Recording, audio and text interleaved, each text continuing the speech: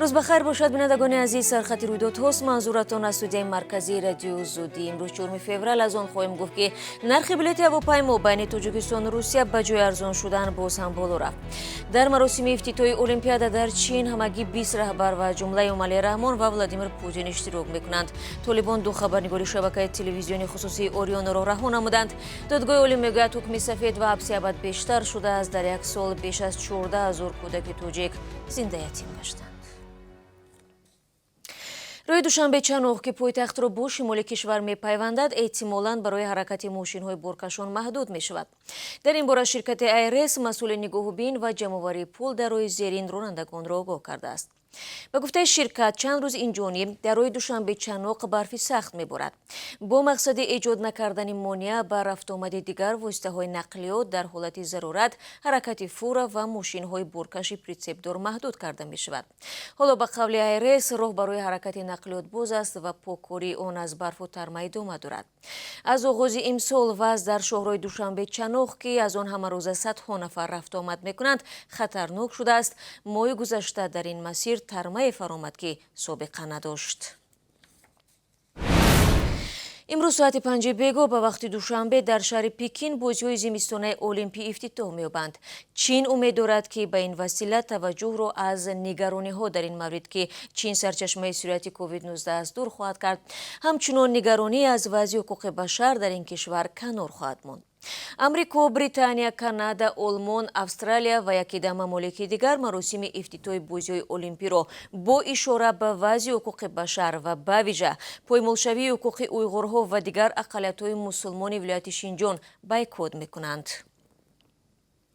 پیش بینی می شود که در مراسم افتتاح المپیاد پرزیدنت چین سی جین پینگ 20 رهبر کشور و در بین آنها پرزیدنت روسیه ولادیمیر پوتین و پرزیدنت تاجیکستان امامعلی رحمان را پذیرایی خواهد کرد. طبق گزارش‌های رسیده طالبان دو خبرنگاری شبکه تلویزیونی خصوصی اوریون را که 2 روز پیش از آن با سبب‌های نامعلوم بازداشت کرده بودند رها نمودند. شریف حسنیار رهبر تلویزیونی اوریون در شبکه اجتماعی توییتر نوشت که وارث حسرت و اسلم ایجاب 2 فوریه آزاد شدند.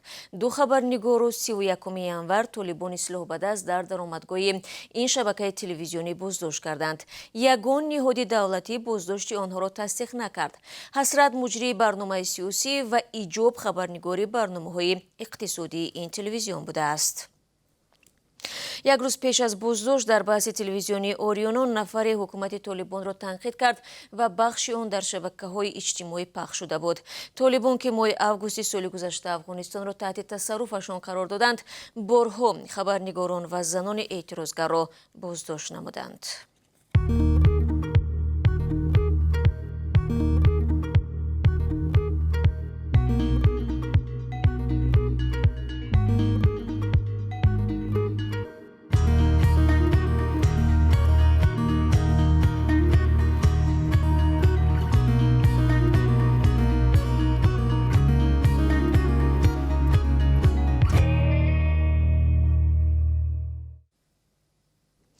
وکیلان پارلمان قرقیزستان روز 2 فوریه مسئله مرز را با تاجیکستان پشت درهای بسته بررسی کردند.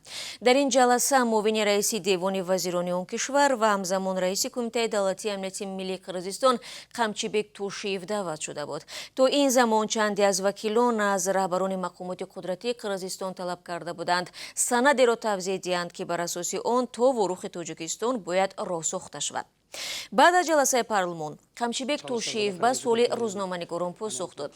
وی گفت سند از 3 بند عبارت است و به منفعت قرقیزستان ترتیب داده شده است. سندی که در مورد آن در قرقیزستان سر و صدا برخاسته است روز 1 می سال 2021 از سوی قمچیبک توشیف و رئیس کمیته دولتی امنیت ملی تاجیکستان سیمومین یتیموف امضا شد. رئیس کمیته دولتی اداره زمین تاجیکستان امروز گفت از 970 کیلومتر مرز تاجیکستان و قرقیزستان 519 کیلومتر معین شده بود و سال گذشته 81 کیلومتر دیگر مرز مشخص کرده است ولی او جزئیات بیشتر نداد. تفصیلات نشست مطبوعاتی رئیس کمیته دولتی اداره زمین تاجیکستان را بینندگان عزیز میتوانید در سامانه رادیو زودی زیر نشانی www.ozodin.org پیدا کنید.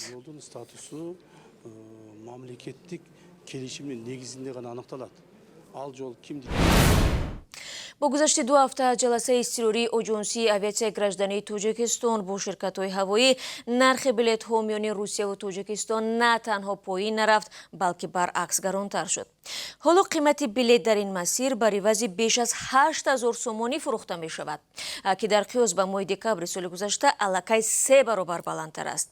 از اجنسی بعضی پلوس گفتند که تا کنون به طلب خود درباره پایین بردن نرخ تنها از 2 شرکت هوایی روسی پاسخ دریافت کردند و انتظار دارند که باقی مانده ها نیز تا آخر همین هفته جوابشان را میفرستند.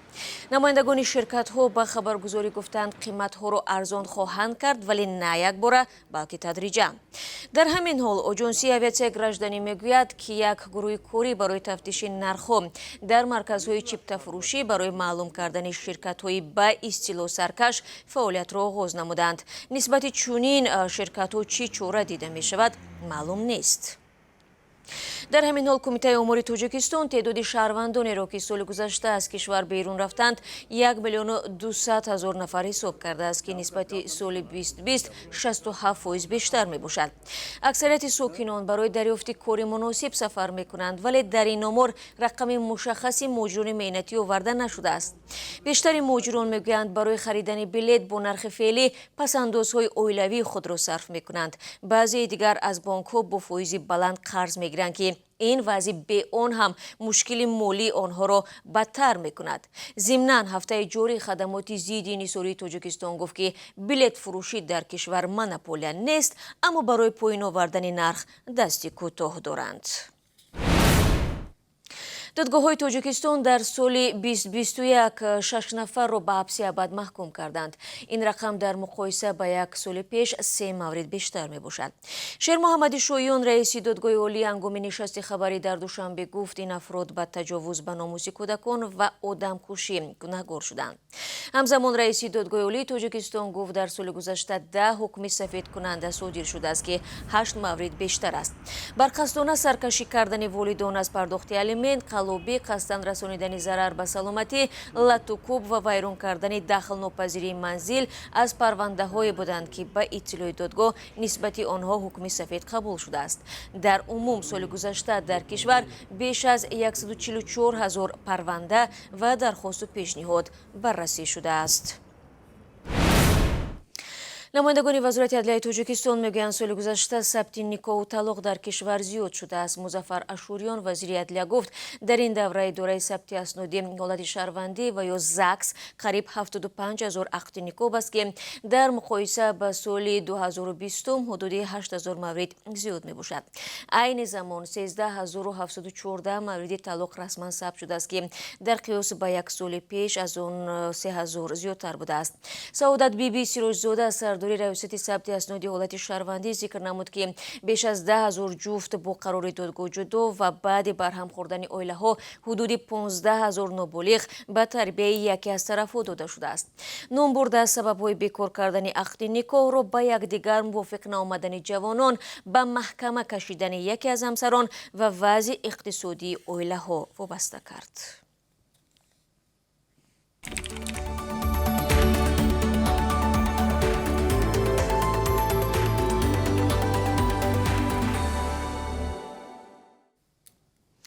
اجنسی امور توجیکستان سطح تورم در بخش استعمالی کشور را در سال 2021 8% حساب کرده است. در این مدت نرخ محصولات خوراکواری 7.3%، محصولات غیر آذوقه 7.5% و خدمات رسانی پولکی به اهالی بیش از 11% گران شد. از جمله روغن رستنی نزدیک 21%، سبزیجات بیش از 16%، محصولات نانی 4%، شکر 4.4% و محصولات گوشتی بیش از 15% بلند رفت. در شرایط پاندمی کووید 19 در توجیکستان نگرانی ساکنان از بالاروی نرخ محصولات بیشتر صدا داده است. بعضی از ساکنان گفتند پاندمی کرونا ویروس درآمدشان را کم و مشکل آنها را برای خریدن محصولات بیشتر کرده است. دوستان عزیز اکنون برایتان درباره قرب ازور خارجی در تاجیکستان اطلاع میدیم.